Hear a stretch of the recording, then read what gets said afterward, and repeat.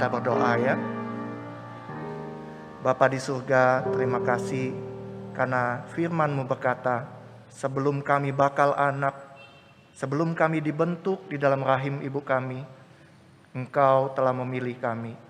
Engkau telah memilih kami untuk diselamatkan. Engkau telah memilih kami supaya kami bisa mengenal Engkau, Sang Pencipta kami. Terima kasih untuk anugerah Tuhan yang begitu besar dalam hidup kami. Sekarang kami mau mendengarkan firman Tuhan. Berbicaralah ya Tuhan, kami siap mendengar. Tolong hamba-Mu biar dia boleh menyampaikan firman Tuhan dengan baik. Dan tolong kami semua supaya kami boleh mengerti firman Tuhan dengan baik. Terima kasih Tuhan, di dalam nama Tuhan Yesus kami berdoa. Amin. Ya. Shalom, selamat pagi Bapak Ibu. Iya, senang bisa bertemu dengan Bapak Ibu semua. Senang bisa melayani pemberitaan firman Tuhan pada pagi hari ini. Nah, izinkan saya untuk memperkenalkan diri saya. Minta tolong slide-nya ya. Bentar ya. Oke, ya. Izinkan saya terlebih dahulu memperkenalkan diri saya ya. Mungkin ada yang belum kenal. Nama saya Suryanto ya. Nama KOI-nya Kok Xiao Chung. Nah, saya mahasiswa dari STT Saat yang sedang praktek 1 tahun di gereja ini. Ya, nah ini saya sudah berkeluarga dan punya 2 orang anak remaja. Ini foto keluarga saya gitu ya. Nah, Bapak Ibu, sebelum saya praktek di tempat ini, saya tuh sudah mendengar dari orang-orang. Dia bilang, oh kalau persekutuan lansia di GKA Immanuel ini luar biasa sekali gitu ya. Saya bilang, kenapa luar biasa? Kamu lihat sendiri baru percaya, dia bilang gitu ya. Wah, 2 bulan berturut-turut ini saya lihat gitu ya. Wah, ternyata memang luar biasa gitu ya. Saya melihat semangat yang begitu besar untuk datang beribadah. Saya melihat Bapak Ibu itu tetap semangat walaupun mungkin sudah berusia lanjut gitu ya. Tapi di tengah kelemahan tubuh, Bapak Ibu tetap mau datang beribadah. Kita sudah 2 tahun lebih di masa pandemi ini. Saya pikir kerinduan besar sekali untuk datang beribadah ya. Khususnya bagi Bapak Ibu yang sudah berusia lanjut. Nah, saya mau tanya dulu sebelumnya gitu ya. Mungkin Santa Margaret, kalau lansia itu mulai dari usia berapa ya? 60 ya? Oke, 60 ya. Nah, saya tanya sama Bapak Ibu, siapa yang di sini yang usianya masih kepala 6? Boleh angkat tangan? Kepala 6, ya? Oke, cukup banyak ya. Nah, siapa di sini yang usianya di atas 70 tahun? Boleh angkat tangan? Oke, ya. Siapa di sini yang usianya di atas 80 tahun? Oke, wah luar biasa ya. Mungkin ada yang sudah di atas 90? Oh iya, mamanya Ibu Sulasni ya, AI ya, luar biasa ya. Saya mau melayani bersama-sama, pergi keluar kota, nyanyi paduan suara lagi ya. Wow, luar biasa ya. Jadi saya melihat Bapak Ibu di sini punya sebuah kerinduan yang luar biasa untuk datang beribadah, datang melayani Tuhan. Nah, saya acungkan jempol gitu ya. Saya juga yang muda perlu belajar dari Bapak Ibu bagaimana menjaga semangat untuk datang beribadah kepada Tuhan. Nah, ya. Tema khotbah saya hari ini adalah lahir 2 kali, mati 1 kali, Bapak Ibu ya. Lahir 2 kali, mati 1 kali. Nah, Bapak Ibu pernah nggak dengar kalimat ini? Pernah. Ya, ada yang pernah dengar ya. Nah, kalimat lengkapnya nih seperti ini Bapak Ibu ya. Orang yang lahir 1 kali akan mati 2 kali. Tapi sebaliknya, orang yang lahir 2 kali akan mati 1 kali. Ya, coba ya Bapak Ibu ulangi bersama-sama saya ya. 1, 2, 3. Orang yang lahir 1 kali akan mati 2 kali. Orang yang lahir 2 kali akan mati 1 kali. Nah, Bapak Ibu tahu nggak maksudnya kalimat ini apa? Ada yang bingung dengan kalimat ini? Ya. Nah, mungkin yang belum pernah dengar kalimat ini mungkin bingung. Apa sih maksudnya? Lahir 1 kali, mati 2 kali. Lahir 2 kali, mati 1 kali gitu ya. Nah, ternyata bukan hanya saya dulu juga bingung gitu ya. Bukan saya saja yang bingung. Ternyata di Alkitab pun juga ada orang yang bingung dengan hal ini gitu ya. Kenapa saya katakan itu? Oh, masa iya ada ya di dalam Alkitab bilang orang yang lahir 2 kali akan mati 1 kali. Saya akan jelaskan nanti ya Bapak Ibu ya. Nah, sekarang kita akan membaca firman Tuhan terlebih dahulu. Bapak Ibu bisa melihat di layarnya atau lihat Alkitab ya. Firman Tuhan hari ini diambil dari Yohanes 3 ayat 1 sampai 10. Ya, saya akan membacakan bagi Bapak Ibu juga boleh mengikutinya. Adalah seorang Farisi yang bernama Nikodemus, seorang pemimpin agama Yahudi.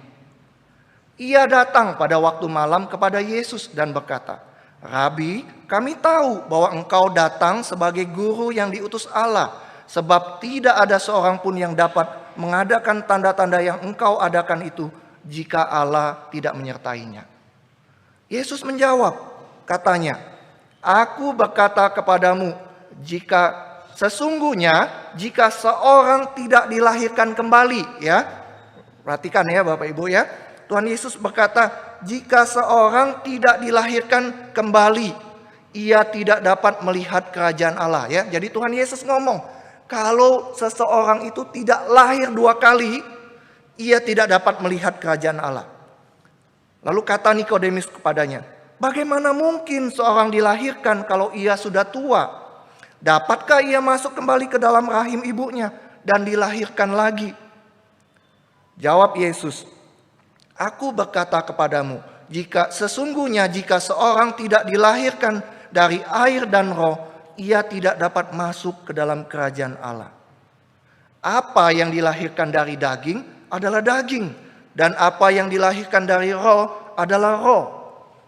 Janganlah engkau heran karena aku berkata kepadamu, kamu harus dilahirkan kembali.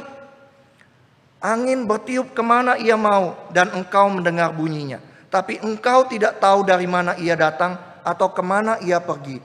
Demikian halnya dengan tiap-tiap orang yang lahir dari roh." Nikodemus menjawab katanya, "Bagaimana mungkin hal ini terjadi?" Jawab Yesus, "Engkau adalah pengajar Israel dan engkau tidak mengerti hal-hal itu." Nah, kemudian saya sambung Yohanes 3 ayat 16. Kita sudah tahu ini ayat ini ya.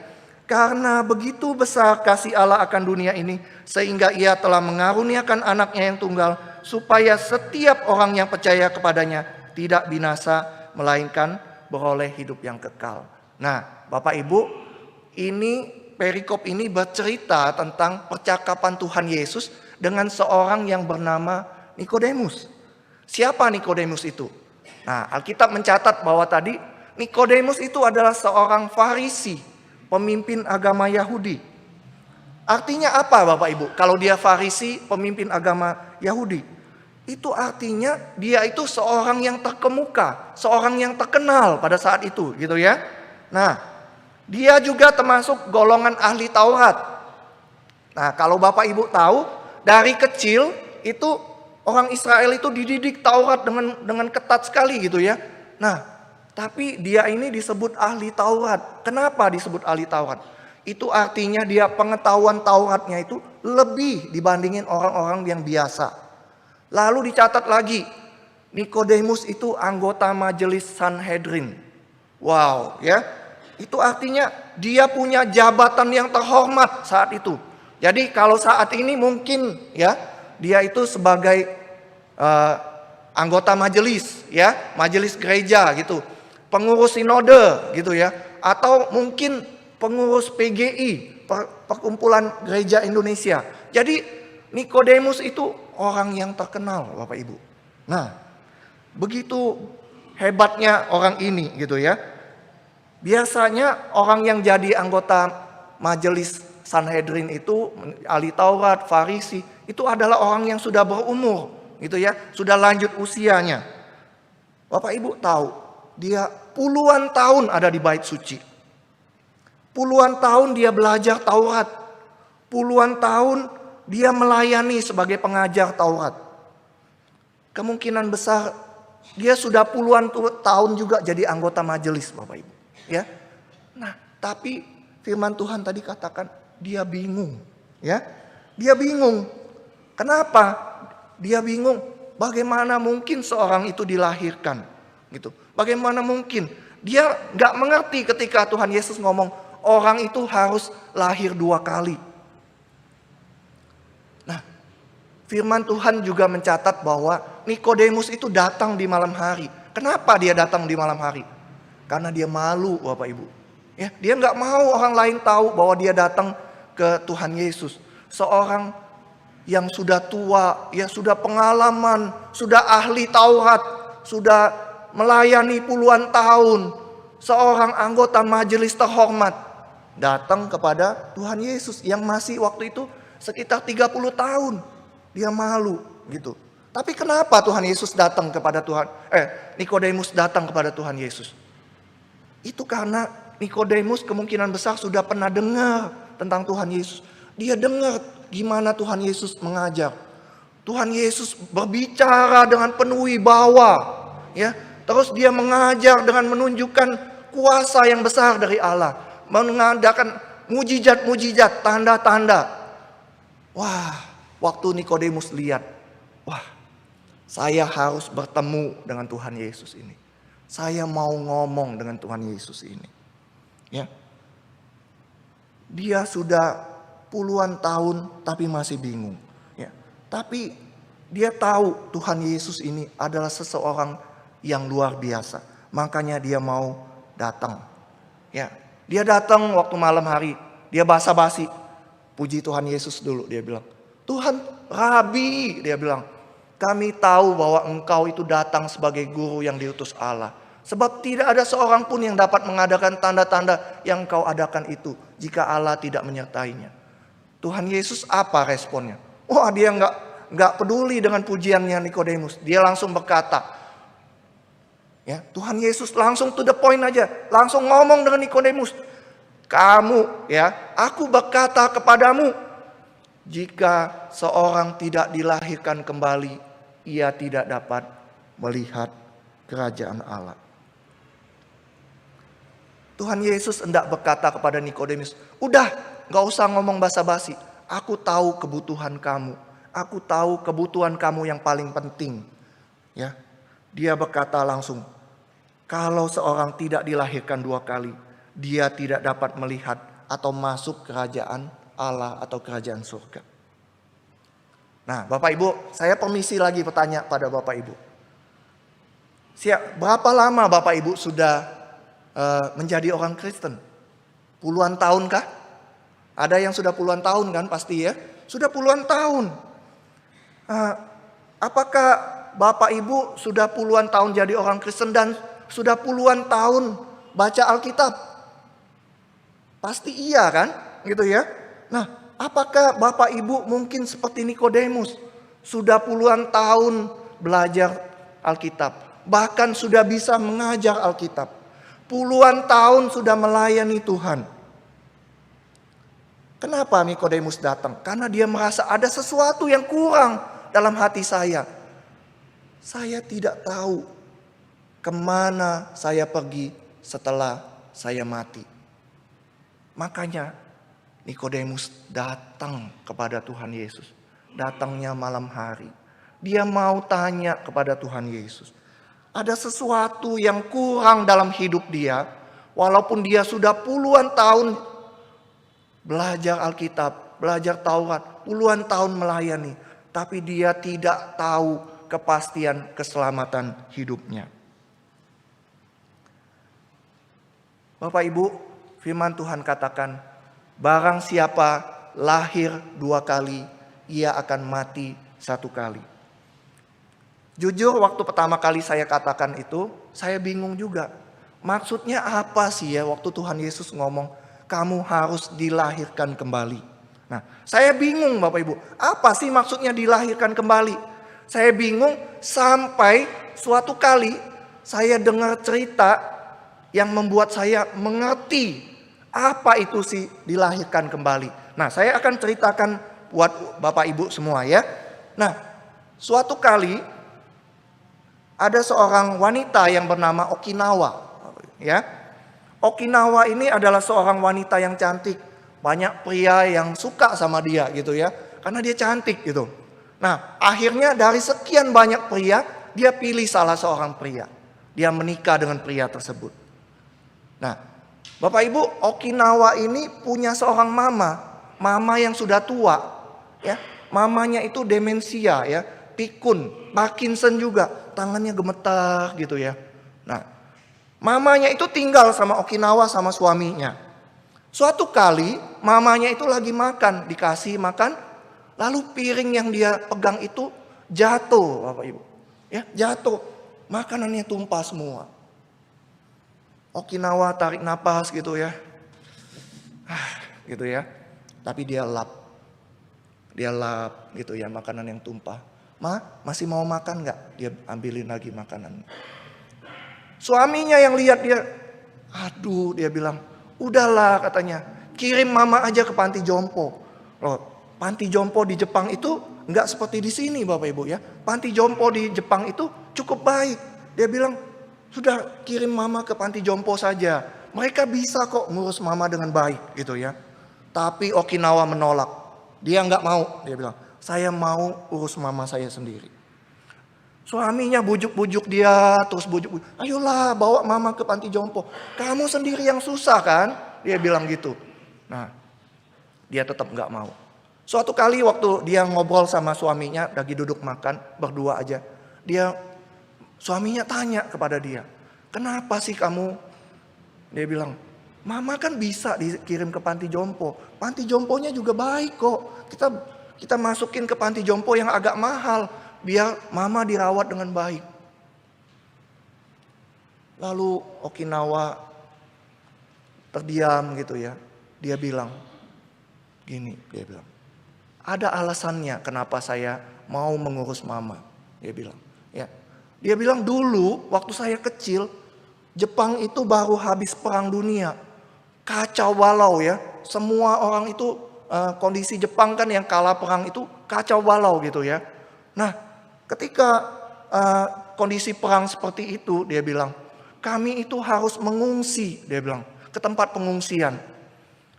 Kamu tahu, dia bilang, waktu itu dia bilang, makanan itu susah. Dia bilang, mama itu seringkali harus berebutan makanan dengan pengungsi yang lain. Setiap orang itu dijatah makanannya, nggak boleh lebih.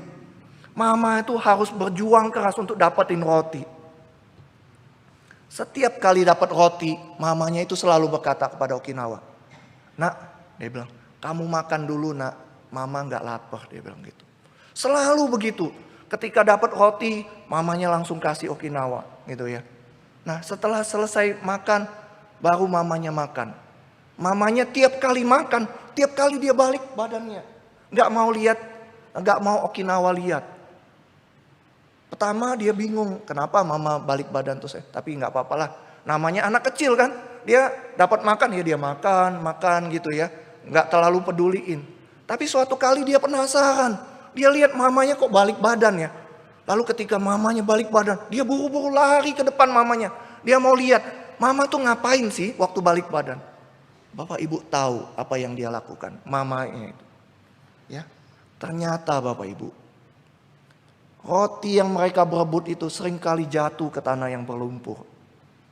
Mamanya itu kupasin roti yang berlumpur itu, kemudian yang bersih kasihin ke Okinawa.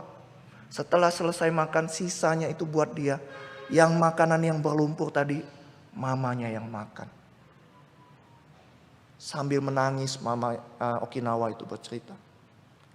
Dia bilang, mama saya rela makan roti yang kotor itu supaya saya bisa makan roti yang bersih itu. Dia bilang, begitu besar kasih mama kepada saya. Ketika saya tahu begitu besar kasih mama kepada saya, dia bilang, saya merasa seperti dilahirkan kembali. Dilahirkan kembali. Ya, saya merasa saya dilahirkan kembali ketika saya merasakan kasih mama yang begitu besar bagi saya. Bapak Ibu, ini yang dimaksud oleh Tuhan Yesus ketika dia berkata, kamu harus dilahirkan kembali. Kita dilahirkan kembali ketika kita mengerti, merasakan, dan mengalami kasih Tuhan kepada diri kita. Saya ulangi ya Bapak Ibu ya. Kita itu dilahirkan kembali ketika kita mengerti, merasakan, dan mengalami kasih Tuhan kepada diri kita. Ketika kita mengerti, merasakan, dan mengalami kasih Tuhan itu, Roh Kudus mengubahkan kita, melahirbarukan kita menjadi manusia yang baru. Firman Tuhan tadi katakan di Yohanes 3 ayat 16. Karena begitu besar kasih Allah akan dunia ini, sehingga ia mengaruniakan anak yang tunggal, supaya setiap orang yang percaya tidak binasa, melainkan beroleh hidup yang kekal. Bapak Ibu tahu berapa besar kasih Allah kepada kita? Nah, saya akan jelaskan melalui sebuah cerita lagi Bapak Ibu ya. Nah, ini adalah foto seorang anak yang bernama Christopher Melki Tanujaya ya. Nah, Christopher ini adalah seorang anak yang baik ya, cinta Tuhan, dia rajin melayani, dia jago main piano ya, main piano melayani gitu. Dia juga seorang anak yang pintar, dia menang olimpiade, lalu dapat beasiswa, dia kemudian sekolah di Singapura. Nah, waktu liburan pada tanggal 5 Desember 2011, Christopher pulang ke Indonesia, dia pulang ke Jakarta ya. Lalu ketika dia pulang, teman-temannya langsung telepon, lu di Jakarta ya? Yuk kita main yuk. Mereka ajak dia main futsal. Nah, lalu abis futsal dia bilang, jangan langsung pulang ya. Ini loh, si ini ulang tahun, kita makan dulu ya. Gitu. Dia makan, pergi makan. Nah, mereka pergi makan. Setelah pergi makan, lalu dia pulang naik busway. Ketika dia pulang, Bapak Ibu, di tengah jalan dia ditodong oleh seorang anak pang gitu ya, anak pang yang rambutnya gitu ya, gitu. Dia tahu bahwa si Christopher ini punya BlackBerry, waktu itu masih terkenal kan BlackBerry. Sini BlackBerry kamu, dia nggak kasih, dia lawan gitu. Nah, si penodong ini kalap, lalu dia ambil pisau, ditusuk berkali-kali. Christopher Melki ini mati di tempat. Ya.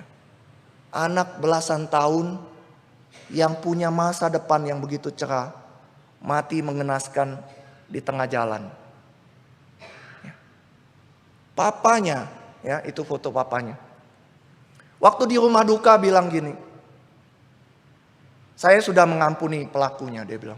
Saya sudah mengampuni. Walaupun saya sakit minta ampun, saya sudah mengampuni. Tadi Bapak Ibu lihat kan foto saya tadi punya anak cowok juga. Saya nggak bisa bayangkan Bapak Ibu, kalau misalnya anak cowok saya itu yang mati, saya mungkin nggak bisa memaafkan orang tersebut ya. Tapi papanya ini bisa memaafkan pelakunya tersebut. Tapi walaupun dia memaafkan, dia tetap bilang begini Bapak Ibu. Dia bilang, saya mau pelaku pembunuh anak saya diadili seadil-adilnya. Saya mau dia dihukum seberat-beratnya. Walaupun dia bilang dia mengampuni, tapi dia bilang saya mau anak ini, pelaku pembunuh anak saya itu dihukum seberat-beratnya. Dia berkata demikian Bapak Ibu. Tapi Bapak Ibu, saya mau tanya pada Bapak Ibu ya. Ada enggak ya seorang bapak yang punya anak, kemudian anaknya dibunuh orang, lalu ketika pelakunya itu ditangkap, diadili, dibawa ke depan hakim, dia berkata kepada Pak Hakim, Pak Hakim, dia bilang, saya mau mengampuni orang yang bunuh anak saya. Lalu dia tidak cuma berkata begitu, dia bilang, apapun hukuman yang Pak Hakim berikan kepada pelaku pembunuh anak saya ini, saya akan gantikan. Ada enggak Bapak Ibu yang seperti itu? Rasanya enggak ada ya Bapak Ibu ya. Terus ada enggak seorang bapak yang berkata kepada hakim, Pak Hakim, saya mau ampuni orang yang bunuh anak saya. Apapun yang dia lakukan, apapun hukuman yang dia terima, saya akan gantikan. Lalu dia gak cuman berkata demikian, saya akan angkat dia jadi anak saya. Ada nggak seperti itu Bapak Ibu? Nggak mungkin. Ada nggak Bapak Ibu ya, seorang hakim, seorang bapak yang berkata kepada hakim, aku akan ampuni orang yang bunuh anakku. Aku akan gantikan hukumannya. Aku akan angkat dia jadi anakku. Lalu nggak cuman berkata demikian, dia berkata, segala sesuatu yang aku punya, rumahku, mobilku, hartaku, uangku, aku akan berikan kepada pelaku pembunuh anak saya. Ada nggak seperti itu Bapak Ibu? Tidak mungkin ada. Tidak mungkin ada, bukan? Nah, Bapak Ibu, tapi firman Tuhan katakan begini, Bapak Ibu. Ya, firman Tuhan dalam Galatia 4 ayat 6 sampai 7 berkata, dan karena kamu adalah anak, maka Allah telah menyuruh roh anaknya ke dalam hati kita, yang berseru, ya Aba, ya Bapa. Jadi, kamu bukan lagi hamba, melainkan anak.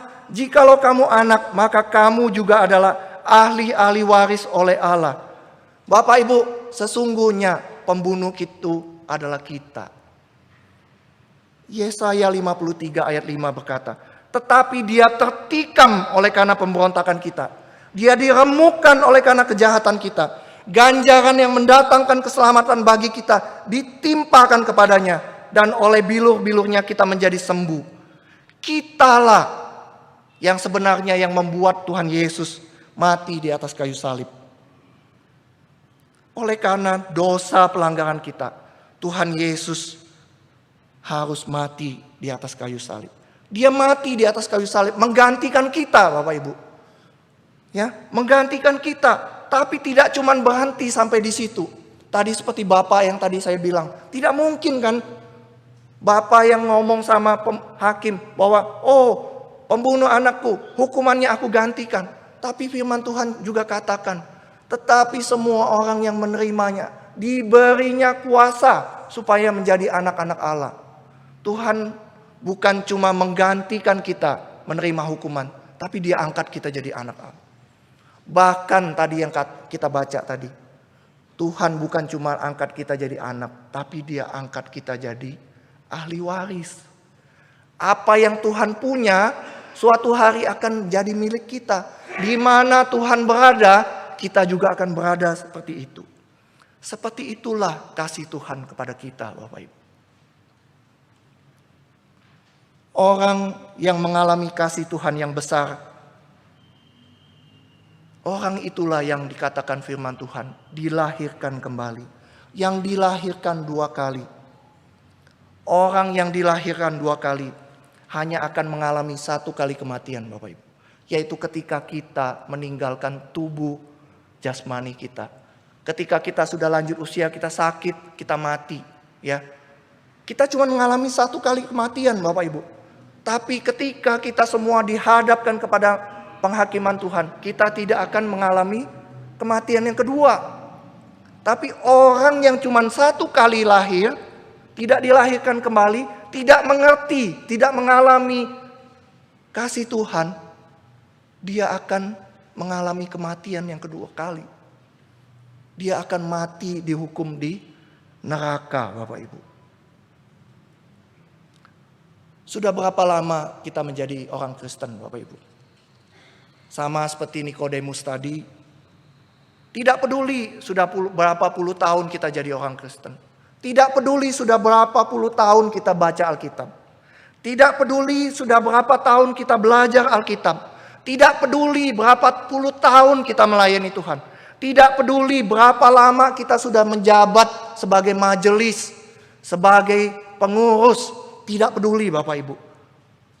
Tidak peduli begitu banyak perbuatan baik yang kita lakukan. Kalau Bapak Ibu belum mengerti, mengalami, merasakan sendiri kasih Tuhan yang menebus dosa kita, maka semuanya itu sia-sia Bapak Ibu. Mengapa sia-sia? Karena itu artinya kita belum dilahirkan kembali. Dan kalau kita belum dilahirkan kembali, kita tidak akan melihat kerajaan surga. Bapak Ibu, kalau memang ada jalan lain, Tuhan Yesus tentu tidak akan mati di atas kayu salib. Oleh karena tidak ada jalan lain, makanya Tuhan Yesus mati di atas kayu salib, menggantikan kita. Justru karena itu satu-satunya jalan untuk menebus kita, maka Tuhan Yesus melakukan semuanya itu untuk kita. Mari kita masuk dalam doa.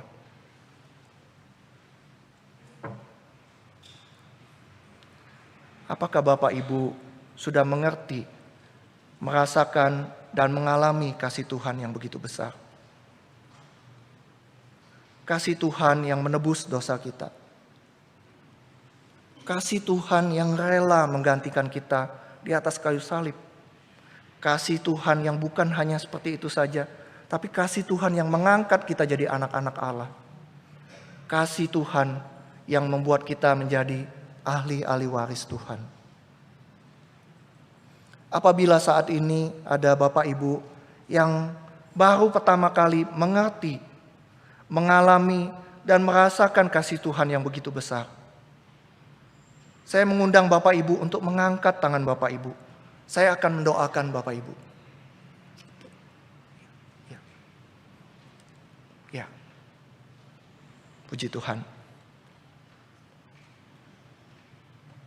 Saya akan mendoakan bagi Bapak Ibu. Bapa di surga, terima kasih untuk kebenaran firman Tuhan hari ini. Terima kasih untuk kasih yang begitu besar bagi kami semua. Kasih yang rela menggantikan kami di atas kayu salib. Kasih yang mengangkat kami menjadi anak-anak Allah. Kasih yang mengangkat kami menjadi ahli waris Tuhan. Tuhan, Engkau melihat di antara kami ada beberapa yang mengangkat tangannya. Mereka mengaku bahwa mereka baru mengerti, merasakan, dan mengalami. Mereka mau menyerahkan hidup mereka kepada Tuhan. Tuhan, tolonglah mereka. Tuhan, kami mau menyerahkan mereka ke dalam tangan-Mu. Mereka yang mau percaya kepada Engkau. Engkau melihat tangan-tangan mereka yang sudah mereka angkat di hadapan-Mu. Tuhan, jadikan mereka anak-anak-Mu. Jadikan mereka ahli-ahli waris-Mu. Dan Tuhan, sediakanlah keselamatan bagi mereka yang Tuhan, yang sudah mau percaya kepada-Mu. Percaya kepada Engkau sebagai juru selamat mereka pribadi. Berkatilah kami semua ya Tuhan. Materaikanlah kebenaran firman Tuhan ini di dalam hati kami masing-masing. Dan biarlah kami boleh mengerti, mengalami, dan merasakan sendiri betapa besar kasih Tuhan di dalam hidup kami. Terima kasih Tuhan. Di dalam nama Tuhan Yesus kami berdoa. Amin. Tuhan memberkati Bapak Ibu semua.